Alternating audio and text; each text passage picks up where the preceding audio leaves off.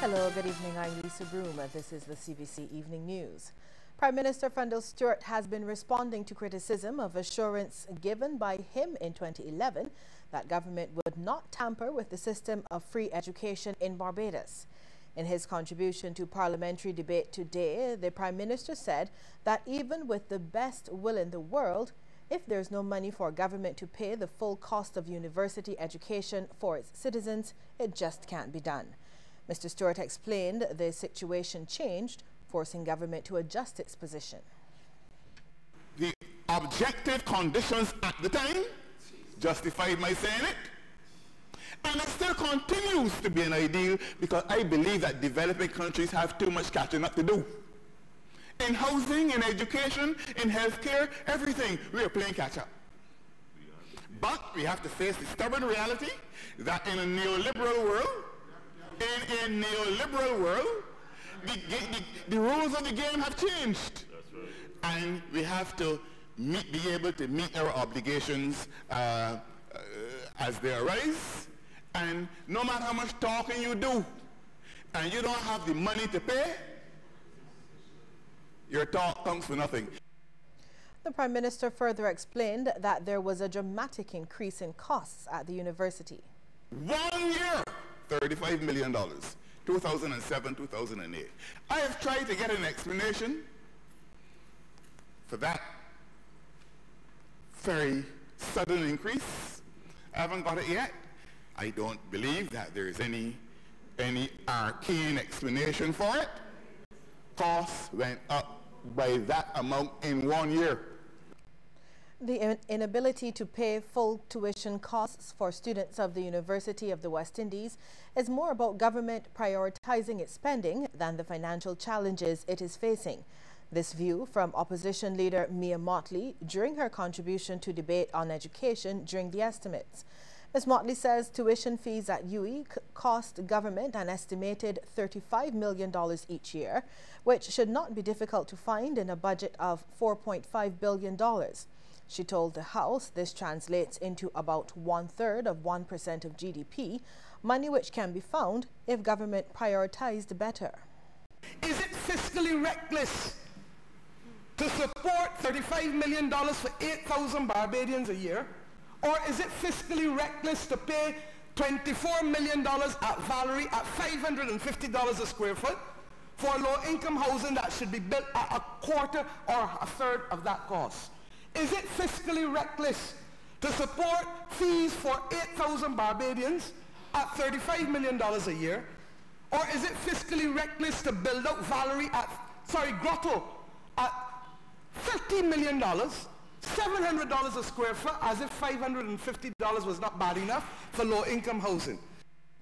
The Minister of Commerce, Donville Innes, is calling for an audit of the University of the West Indies to determine where the funding for that institution goes.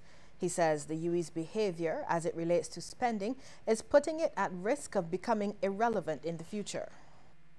I need to know what their cost centers are.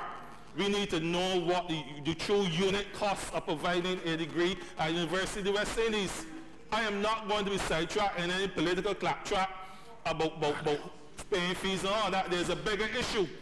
We need to ask how we can drive the cost of university education down in Barbados, not about how the state will find money to pay for it. MP for St. George North, Glenn Clark, says that if returned to office, the Barbados Labour Party will fully fund tertiary education. And he called for a broad-based committee to be set up from both houses of Parliament to examine funding for tertiary education in the future. Mr. Clark contends that paying the economic costs of tertiary education is too great a burden for poor Barbadians at present. Barbadians, especially at the lower level, have to pay too much money to the tertiary education. We are saying that it has to come to an end. The Barbados Labour Party has put a record that whenever we return to office, that we will fund tertiary education, especially economic growth, in its entirety. That's what we are saying. Tertiary education has to be funded because we recognize that that aspect of tertiary education is causing problems in our society. What is causing problems? Deviancy. It has caused people who are at university now to go on the block. It's causing men to do a number of things that they weren't even thinking about doing.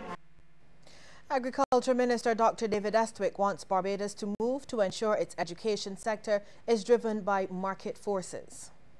We are not going to be producing degrees for specialists in nuclear medicine. You don't got a reactor. You're not going to be producing degrees for a whole range of other so-called sciences that have bear no relevance to us. I want specialists in agricultural development and science. I want specialists to run the machinery and the manufacturing plants. A plea for government to provide more opportunities for skills training. It comes from St. Michael East Member of Parliament, Santia Bradshaw, during the estimates debate. Many of them that I encounter on a daily basis simply cannot read, they cannot write, some of them cannot even add. And if it is that we hear so much touted by the Minister of Culture about all these various programs, I say to this chamber, whether or not we have these programs or not, we have to do more. Because there's a generation right now that may not be academic, but needs to be able to be focused in the direction of the technical and the vocational training, and there is simply not enough places in the existing curriculum to facilitate these young people. In other news now, as of this academic year, the teachers that belong to the Barbados Secondary Teachers Union will not be correcting school-based assessments. That is, unless they are paid to do so by the Caribbean Examinations Council. President of the BSTU, Mary Ann Redmond, says the teachers are mindful of the importance of the SBAs and will not do anything that will jeopardize the students' CXC or CAPE results. But the teachers are now demanding that they be compensated for their hard work. She says they are correcting the SBAs as well as now inputting the marks, and it has become too much of a burden. It is done by many teachers in more than one subject area, and it is done by many teachers on more than one level, because we have teachers teaching 4th form, where the CXC SBAs are done, 5th form, lower 6, and upper 6. Let us consider further that in many of these classes, numbers reach 30 and above. While speaking during a press conference at the BSTU headquarters yesterday, Ms. Redmond said CXC already pays teachers to correct the written examinations, but continues to refuse to pay for the SBAs. The SBAs are being supervised. They will be completed. I cannot repeat this often enough. All that we are not doing is correcting them. They will be passed into the principals, and the school will do with them what they're supposed to do, and CXC will have to do with them what they need to do to have them corrected. Ms. Redmond says her union has the support of the Caribbean Union of Teachers. She says while most other Caribbean teachers' unions agree with the move, they have yet to decide on what course of action they will take. Well, we'll have more news after the break, but first we want to get your take on this question.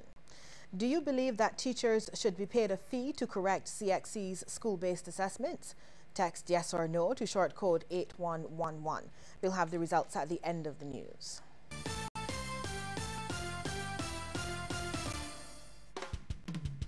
Laugh It Off 2015 Out to the Baller continues this Saturday and Sunday at the Ann Johnson Auditorium, St. Gabriel's School. Out to the Baller is brought to you by Brighton Stowe, Chauffet Line, CBC TVA, Bank, Sagicor General, IGM Stage Lighting, Williams Industry, Slam 101.1 FM, and Foster and Inns Cruise World. Laugh It Off 2015 Out to the Baller this Saturday and Sunday, 8 p.m. sharp. Tickets available at CS Pharmacy, A&B Music Sheraton, Shell Black Rock, and Saul Spikestown.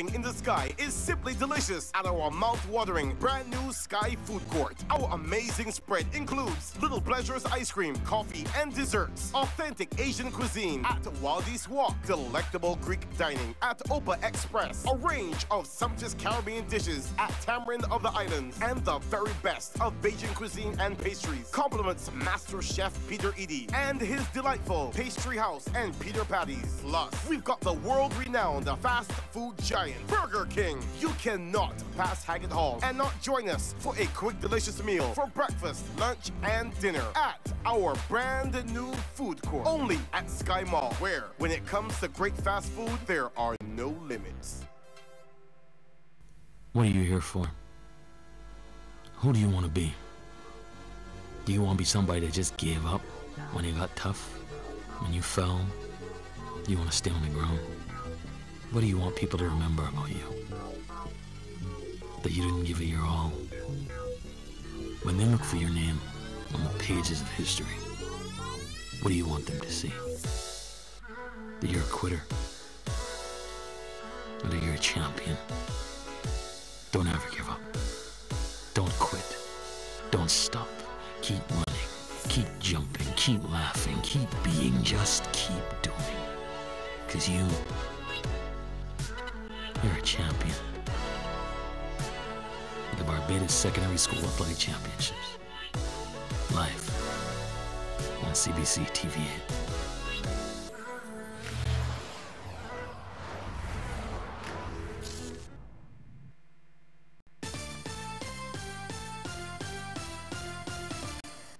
It would take an estimated $50 million for the Barbados Light and Power Company to roll out its smart grid meters island-wide. The power company recently embarked on phase 1 of a pilot where the wireless meters have been installed on homes. Emera, the parent company of the local power company, believes it's a worthwhile investment. Vice President of Asset Management with Emera Caribbean, David McGregor, says it's a plan that will pay back. The high-tech wireless meters, among many features, allow for automatic readings. Mr. McGregor says phase 2, which involves the business community, will be conducted soon. We're planning to do an advanced metering infrastructure deployment, assuming the business case hangs together as we go through the pilot phases. Our board of directors approved the second pilot phase, which will take place starting June this year, when we'll be deploying about 1,500 meters across some of our customers in the Bridgetown area with their consent to see how we can make this thing work. While addressing a green workshop, Mr. McGregor says the power company has seen a declining electrical load. Energy conservation, self-power generation, and the state of the economy have been listed as contributing factors. Solar costs are plummeting, and sure enough, solar costs have plummeted. And guess what? We're now at grid parity. We're now at solar can be done for as cheap as heavy fuel oil. We're there. Not heavy fuel oil today, heavy fuel oil last summer. The burglar, who 2 men pursued and 1 was killed after the pair was shot, has been jailed. Jamal Amal Skeet, 27 years, of Bedford Lane, Greenfield, St. Michael, appeared in court to face the charge of burglary, where he pleaded guilty. 2 electronic tablets, which the accused reportedly stole from the Queen Mary Bank Hall home of now deceased Selwyn Knight, have been recovered. The young man was caught on Sunday at Dash Gap Bank Hall. Knight's son, 27-year-old Junior Jamar Knight, sustained 2 gunshot injuries in the melee. Reports are that the shots were fired by a police constable. Investigations are ongoing. 54-year-old Jamaican Jennifer Minerva Taylor will spend the next year and a half at Her Majesty's Prison at Dodds on a drug possession charge. Taylor received the 18-month sentence yesterday when she pleaded guilty after she appeared at the District B Magistrates Court. She was held at the Grantley Adams International Airport after arriving in Barbados on Monday. The Jamaican was interviewed and referred to customs, where she was searched and a box which was part of her luggage discovered, with 7 packages of cannabis concealed in a cooler. Still to come, a look at some of the stories making headlines across the region. But first, here is a reminder that we want to hear from you on this question. Do you believe that teachers should be paid a fee to correct CXC's school-based assessments? Text yes or no to short code 8111. We'll have the results for